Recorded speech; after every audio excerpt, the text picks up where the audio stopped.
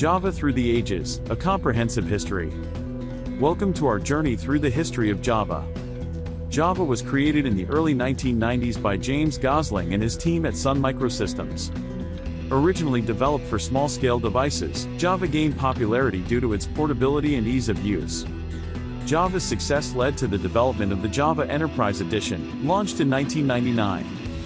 Java has been used to develop a wide range of applications, including desktop, mobile, and web applications. One of the main advantages of Java is that it runs on a virtual machine, which makes it platform independent. In 2007, Sun Microsystems was acquired by Oracle Corporation, which has since continued the development of Java. Java 8, released in 2014, introduced lambda expressions, a powerful new programming feature.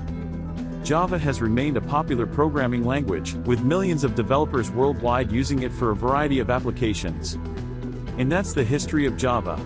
Thanks for watching, and don't forget to subscribe to our channel for more videos like this.